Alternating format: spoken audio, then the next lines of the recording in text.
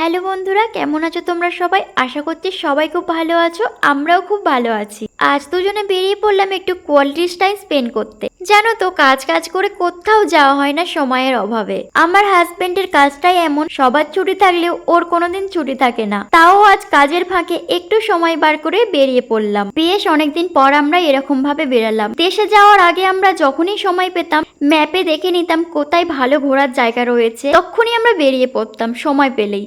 তবে দেশ থেকে আসার পর এতই পরিমাণে কাজের চাপটা বেড়ে গেছে আর কোথাও যাওয়া হয় না। আজকে অবশেষে বেরালাম। মাঝে মাঝে কিন্তু এরকম কাজের ফাঁকে একটু অন্তত নিজেদেরকে সময় দেওয়া খুবই দরকার। কারণ কি বলতো, এই সময়টা আমরা আর পাবো না। কারণ সময় তো আর থমকে থাকে না, তাই না? একটা সময় আসবে যখন আমাদের বয়স হবে, ছেলে মেয়ের দায়িত্ব বাড়বে, তখন হয়তো অনেক টাকা পয়সা থাকবে অনেক দূরে যাওয়ার মতো, কিন্তু শরীর সায় দেবে না। কারণ মানুষের শরীর তো সারা জীবন একই রকম থাকে না, আর জীবন তো একটাই।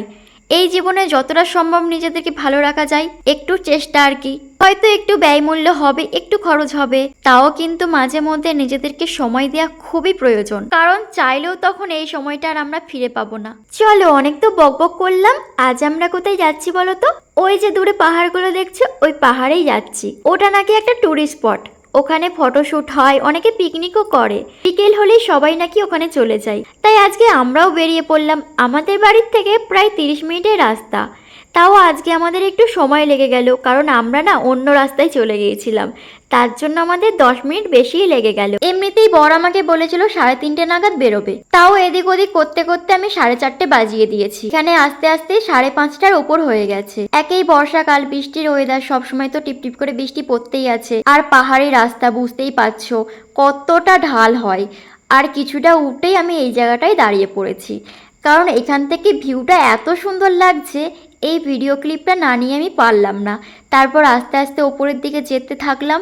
যতই যাচ্ছি ততই আমার ভয় করছে, কারণ সামনে দেখো ঘন জঙ্গল। আর জঙ্গল মানেই বুঝতেই পারছো বন্য পশু তো আছেই। এখানে নাকি অনেক হরিণ আছে, তবে আমার চোখে এখনো একটাও পড়লো না। কারণ আমরা এসেছি এমন সময়, এখন হয়তো ওরা খাওয়া দাওয়া করে ঘুমাচ্ছে, তাই না? বৃষ্টি পড়ছে, বেরোবেই বা কেন? আর এখানে অনেক ময়ূরও আছে। সকালের দিকে প্রচুর ময়ূর দেখা যায়। আর আমরা যেখানে থাকি ওখানেও মাঝে মধ্যে ময়ূর যাই, কিন্তু যখনই আমি ক্যামেরা বন্দি করতে যাই তখনই ওনারা উড়ে পালিয়ে যায়। কি আর করা যাবে বলো? যাই হোক, এই জায়গাটা কিন্তু ভীষণ ভালো লাগছে। আর যত সামনের দিকে যাচ্ছি ততই আমার ভয় ভয় লাগছে, কারণ পাহাড়ি রাস্তা। আর দেখো শুনশান রাস্তা, পুরো রাস্তা ফাঁকা। এখনো পর্যন্ত কিন্তু কাউকে দেখতে পেলাম না। দুপাশারি সবুজ গাছ, দৃশ্যটা কিন্তু দারুণ লাগছে। কারণ এই শ্রাবণ মাসটা কিন্তু দারুণ লাগে, কারণ প্রকৃতি পুরোই সবুজময় হয়ে ওঠে। আর দারুণ লাগছে, আর কিন্তু তার মধ্যে ভয়ও লাগছে। তাও কিন্তু এত সুন্দর দৃশ্য দেখে মনটা জুড়িয়ে যাচ্ছে। যাই হোক, অবশেষে একজনের দেখা মিলল। তোমাদের কেমন লাগছে বলো তো এই জায়গাগুলো? আচ্ছা, তোমাদের পাহাড় ভালো লাগে না সমুদ্র ভালো লাগে? আমাকে যদি জিজ্ঞাসা করো, আমি এক কথাই কিন্তু বলবো পাহাড় ভালো লাগে। আমি প্রচুর পাহাড় ঘুরেছি। আর এই জায়গাটা দেখো কি দারুণ লাগছে। যাবার সময় আমি এই জায়গাটা দাঁড়িয়ে কিছু ভিডিও কিন্তু করেই নেব। চলো সামনের দিকে যাওয়া যাক। এইখানটা উঠতে কিন্তু প্রচুর কষ্ট হয়েছিল, কারণ ওখানটা প্রচুর ঢাল, বাইকটা কিন্তু বন্ধ হয়ে যাচ্ছিল। এই তো কটা মানুষ দেখতে পেয়েছি। যাই হোক, মানুষ কিন্তু দেখা যাচ্ছে, কারণ আমরা এমন সময় এসেছি, এই সময়টা হয়তো সবাই ঘুরে বাড়ি ফিরছে আর আমরা যাচ্ছি। ও বাবা, ওই তো সামনে কয়েকজন যাচ্ছে দেখছি। এনারা আবার হেঁটে হেঁটে যাচ্ছে। এদের যে কি কষ্ট হচ্ছে, হয়তো এদের অভ্যাস রয়েছে। এর আগেও আমরা অনেক জায়গা ঘুরেছি, উঠতে কিন্তু আমার দম বেরিয়ে গিয়েছিল। প্রচুর ঢাল তো, আর এমনি একটু উঠলেই হাঁপিয়ে যাই। বাবা, এখানে আবার শুটিং হচ্ছে মনে হয়, ফটোশ্যুট হচ্ছে হয়তো, ওই জন্য অনেক লোক আছে এখানটায়। যাই হোক, কিছু লোক দেখতে পেয়ে একটু ভয়টা কমলো। না হলে ভাবছিলাম কোথায় যাচ্ছি, যদি চারপাশ থেকে এসে কিছু বন্য পশু বা কিছু মানুষ এসে অ্যাটাক করে তখন কি করব, কোথায় যাব? তার মধ্যে আবার এত ঢাল রাস্তা, তার মধ্যে আবার এরকম একা বেঁকা রাস্তা। আমার হাজব্যান্ডের পাহাড়ি রাস্তায় বাইক চালানো অভ্যাস আছে বলে অতটাও অসুবিধা হচ্ছিল না। এর আগে দুটো জায়গায় গিয়েছিলাম, সেখানে রাস্তা তো আরও খারাপ ছিল, আরও ঢাল ছিল, তবে এটা অনেকটা কম। তারপর অবশেষে আমরা এসে পৌঁছালাম সেই জায়গায়। চলো এখানে বাইকটা রেখে এবার ওপরের দিকে যাই, দেখি কি আছে ওপরে। তবে এখানটায় এসে জাস্ট চোখটা জুড়িয়ে গেল, কারণ পুরো পাহাড়ের ওপরে আর ওপর থেকে নিচটা এত সুন্দর লাগছে ভিউগুলো। কি বলবো তোমাদের, জানি না কতটা তোমাদেরকে তুলে ধরতে পারছি। নিজের চোখে যতটা দেখতে পাচ্ছি জানি না তার 10 ভাগও তোমাদেরকে দেখাতে পাচ্ছি কি না, তবে সম্পূর্ণ চেষ্টা করব তোমাদেরকে দেখানোর। চলো সামনের দিকে যাই। ওই যে দেখতে পাচ্ছ ওইটা কি আমার ঠিক এখন মাথায় আসছে না, কি একটা নাম বললো, তবে ওর ওপরে আমরা যাব। দেখা যাক, অনেকেই দেখছি ওপরে উঠেছে কিন্তু কোথা দিয়ে উঠেছে সেটা ঠিক আমি বুঝে পাচ্ছি না। সামনের দিকে না গেলে হয়তো বুঝতেও পারবো না, হয়তো ওঠার মতো সিঁড়ি আছে। চারপাশটা কি দারুণ লাগছে তাই না? বাহ, এই জায়গাটা তো দারুণ লাগছে। কি দারুণ হাতের কারুকার্য, কত সুন্দর পাথরে মোড়া এই জিনিসটা। এটার নামটা আমার সত্যিই এখন মাথায় আসছে না। তোমরা যদি কেউ জেনে থাকো অবশ্যই কিন্তু কমেন্ট করে জানিও এটাকে কি বলে। সত্যি এখন ভাবছি আমরা কেন আরও আগে এলাম না। হয়তো আরও আগে এলে এত সুন্দর দেখতে পেতাম না, কারণ কি বলো তো, এই সময়টা চারপাশটা পুরো সবুজ হয়ে থাকে। আর অফ টাইমে এলে কি বলো তো, তখন তো গাছগুলো মরে যায়, তখন চারপাশটা পুরো মরুভূমির মতন খাঁখা লাগে। কারণ এর আগেও অনেক পাহাড়ে গেছি তো ওই রকমই লাগে। তবে এই সময়টা খুব সুন্দর লাগছে। দেখো অবশেষে কিন্তু আমরা ওপরে চলে এসেছি, আর ওপর থেকে কিন্তু দারুণ লাগছে ভিউটা, তাই না? আমরা কিন্তু দ্বিতীয় ফ্লোরে এসেছি। তৃতীয় ফ্লোরটা বন্ধ আছে কোনো একটা কারণে, আর এই তৃতীয় ফ্লোরে কিন্তু এক রানীর সমাধি আছে। চলো এবার নিচে নামা যাক। সিঁড়িগুলো দেখো কত ছোট্ট ছোট সিঁড়ি, আর কত খাড়া খাড়া সিঁড়ি। ওঠার সময় তো আমি পুরো অন্ধকারে উঠেছিলাম, ফোনের ফ্ল্যাক্সটাও জ্বালতে পারিনি। নামার সময় কিন্তু প্রচণ্ড ভয় লাগছিল। বর বলছিল ধরে ধরে নামো, কারণ সিঁড়িগুলো প্রচুর উঁচু উঁচু, যদি একবার পড়ে যায় এই অন্ধকারের মধ্যে তাহলে আর আমাকে দেখতে হচ্ছে না। এমনিতেই আমি একটু টাল আছি, তবে বেশ ভালো লাগছে। অনেক পুরনো যুগের জিনিস তো, দেখে বেশ ভালো লাগছে। অবশেষে কিন্তু নিচে নামতে পারলাম, অনেকটা সময় লাগলো কিন্তু নামতে। ওপরে উঠে কিন্তু বেশ ভালো লাগলো। আর এখান থেকে দেখো নিচের ভিউটা এত সুন্দর লাগছে, মনে হচ্ছে যেন স্বর্গে চলে এসেছি। সত্যি যদি না আসতাম না, এই প্রাকৃতিক দৃশ্যটাকে খুবই মিস করে যেতাম। বেশ ভালো একটা সময় কাটালাম। চলো এবার বাড়ির দিকে যাওয়া যাক। বাড়িতে যাওয়ার আগে এখান থেকে একটা ভুট্টা খাওয়া যাক। এই আন্টি দেখলাম ভুট্টা পোড়াচ্ছে, কিছু তো একটা খেতেই হবে, ঘুরতে এসেছি তাই না? আমাদের ওইদিকে তো বেশিরভাগ কয়লাতেই ভুট্টা পোড়ানো হয়, এদিকে কিন্তু এরকম কাঠেই ভুট্টা পোড়ায়। ভুট্টাটা কিন্তু বেশ টেস্ট ছিল। পর বললো চলো আজকে আমরা চলে যাই, আর একদিন তোমাকে সকাল করে নিয়ে আসবো, সেই দিন তোমাকে সম্পূর্ণ ঘুরে দেখাবো। আর সত্যি সবটা আমাদের ঘোরা হয়নি, আর এখান থেকে যতটা তাড়াতাড়ি বেরোনো যায় ততটাই ভালো।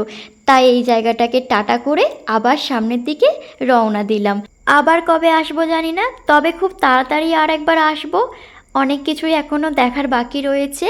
এর সাইড দিয়ে আর একটা রাস্তা যাচ্ছে, সেখান দিয়ে গেলে নাকি আরও অনেক কিছু দেখা যাবে। ওদিকেই বেশিরভাগ হরিণগুলো ময়ূরগুলো দেখা যায়, আরও অনেক কিছু দেখার মতো রয়েছে। আবার যেদিন আসবো সেদিন তোমাদেরকে সবটা ঘুরে দেখাবো। আজ আর যাব না, এমনিতেই 7টা বেজে গেছে, আর তার ওপর তো বৃষ্টিও পড়ছে টিপটিপ করে, আর খুব হাওয়াও দিচ্ছে। আর আমার শরীরটাও না খারাপ খারাপ লাগছে, মনে হচ্ছে জ্বর জ্বর আসতে পারে। তবে ওঠার সময় যতটা কষ্ট হয়েছিল, নামার সময় একটু বেশি ভয় করছিল, কারণ বিশাল ঢাল। ওটার থেকে যেন নামতে বেশি ভয় করছিল। এনারা দেখছি এখনও এখানে ফটোশ্যুট করছে। যাই হোক, ওনারা করুক, আমরা বাড়ির দিকেই যাই। চলো তাহলে সামনের দিকে যাওয়া যাক। আচ্ছা, তোমাদের কেমন লাগলো আজকের ভিডিওটা? ভালো লাগলে কিন্তু অবশ্যই কমেন্ট করতে ভুলো না। আর তোমরা যদি এরকম পাহাড়ের ব্লগ দেখতে চাও আমাকে কমেন্ট করে জানিও, আমি চেষ্টা করব তোমাদেরকে দেখানোর। কারণ অনেক পাহাড় আছে আর অনেক সুন্দর সুন্দর জায়গা আছে, শুধু সময়ের অভাবে আমরা যেতে পারছি না। যাওয়ার সময় তোমাদেরকে বলেছিলাম না এই জায়গাটায় দাঁড়িয়ে কটা ভিডিও বানাবো, তার জন্য এখানটায় দাঁড়িয়েই পড়লাম কটা রিলস বানানোর জন্য। কিন্তু কি বলো তো, পাহাড়ের ওপরে নেটওয়ার্কসের প্রচুর প্রবলেম হচ্ছিল, তাই ঠিকভাবে ভিডিও বানাতে পারছিলাম না। ওই কটা বানিয়েছি তোমাদের সাথে সেগুলোও আমি শেয়ার করব। আর এখানে এসে না, এই জায়গাটায় এসে নিজেকে না সামলে রাখতে পারছিলাম না। মনে হচ্ছিল কি করব না করব ভেবে পাচ্ছিলাম না। খুব আনন্দ করেছি, এখান থেকে আমার যেতেই ইচ্ছা করছিল না, তাই মনের আনন্দে দৌড়ে দৌড়ে বেড়াচ্ছিলাম। পায়ে লাগছিল তাও কিন্তু মনে এত আনন্দ হচ্ছিল, তাও কিন্তু ছুটতে ছাড়িনি। এর আগেও জানো আমরা আর একটা জায়গায় থাকতাম পুরো পাহাড়ের ওপরে, তখন অবশ্য আমি ব্লগিং স্টার্ট করিনি। সেই জায়গাগুলো এত সুন্দর ছিল, সকাল হলেই ময়ূরের পেছনে আমি দৌড়াতাম, এত সুন্দর ছিল। সেই দিনগুলো মনে পড়লে না এত মনের ভেতর আনন্দ হয় কি বলবো। যদি তখন আমি ব্লগিং স্টার্ট করতাম তোমাদের সাথেও সেইগুলো আমি শেয়ার করতে পারতাম। তারপর বর বলল চলো আজকে চলো, তোমাকে আমি খুব তাড়াতাড়ি আর একদিন নিয়ে আসবো, সেদিন তুমি মন প্রাণ ভরে ভিডিও বানিও, আমি কিচ্ছু বলবো না। যাই হোক চলো তাহলে এবার বাড়ির দিকে যাওয়া যাক। এমনিতেই শরীরটা খারাপ খারাপ করছিল, তাও কিন্তু আনন্দ করতে ছাড়িনি। যাই হোক জীবনটা তো একটাই, তাই না? এই সময়টা যদি আমি আর কখনো না ফিরে পাই, তখন হয়তো আমি আসতে যদি না পারি, তার জন্য মন প্রাণ ভরে একটু আনন্দ তো করেই নিয়েছি। আর এই দিকটা দেখো কতটা ঢাল, নামছি তো নামছি। তারপর দুজন মিলে কত সুন্দর একটা মুহূর্ত কাটিয়ে এখন বাড়ির দিকে যেতে হচ্ছে। যেতে তো একদমই ইচ্ছা করছিল না, কিন্তু যেতে তো হবেই, কিচ্ছু করার নেই, তাই না? এত সুন্দর একটা মুহূর্ত, এখন শুধু একটা কথাই বলতে ইচ্ছা করছে, এই পথ যদি না শেষ হয় তবে কেমন হতো তুমি বলো তো। যাই হোক একটু গান কিন্তু করে দিলাম, আমার গলায় কিন্তু একদমই গান মানায় না, একদম ফাটা গলা। যাই হোক চলো তাহলে এই প্রকৃতিকে বিদায় জানিয়ে এখন বাড়ির দিকে যাই। খুব খুব মিস করবো এই জায়গাটাকে আমি, আর খুব তাড়াতাড়ি আমি আসার চেষ্টা করব, খুব তাড়াতাড়ি আর একবার আসবো। যাই হোক বন্ধুরা, তোমাদের আজকের এই ভিডিওটা কেমন লাগলো? ভালো লাগলে কিন্তু অবশ্যই কমেন্ট করে জানিও। আর তোমরা যদি এরকম পাহাড়ের ব্লগ দেখতে চাও অবশ্যই আমাকে সেটাও জানিও। আমি খুব তাড়াতাড়ি তোমাদেরকে সেই ভিডিওগুলোও দেওয়ার চেষ্টা করব। খুব সুন্দর সুন্দর জায়গা আছে, খালি সময়ের অভাবে যেতে পারছি না, একটু সময় বার করি খুব তাড়াতাড়ি সেই জায়গাগুলোও যাব আর তোমাদের সাথে শেয়ার করব। আমরা কিন্তু পাহাড় থেকে অনেকটাই নিচে নেমে এসেছি, আর কিছুটা নামলেই কিন্তু আমরা হাইওয়েতে উঠে পড়ব। এখান থেকেও একটু ভিউ নিয়ে নিলাম, এখান থেকেও কিন্তু ভিউটা অসাধারণ লাগছে। এখনও বলবো এই জায়গাটাকে আমি খুবই মিস করব। আর ওই যে রোডগুলো দেখতে পাচ্ছ, ওই দিকে বাঁ সাইডের রোডটা চলে যাচ্ছে কর্ণাটক ব্যাঙ্গালোর, আর এদিকে রোডটা চলে যাচ্ছে মুম্বাইয়ের দিকে, আর আমরা যাব ওই মাঝের রোডটা দিয়ে। চলো এবার কিন্তু সামনের দিকে নামা যাক। নেমেই তো পড়লাম, কিন্তু মনটা ভীষণ খারাপ লাগছে জানো তো, যেতেই একদম ইচ্ছা করছে না। চলো বিদায় জানিয়ে এখান থেকে একটু তেল ভরে নিয়ে এবার বাড়ির দিকে যাই। দেখা হচ্ছে খুব তাড়াতাড়ি নতুন একটা ব্লগে। ততক্ষণ তোমরা ভালো থেকো, সুস্থ থেকো, আর লাইক করতে কিন্তু একদম ভুলো না। টাটা সবাইকে।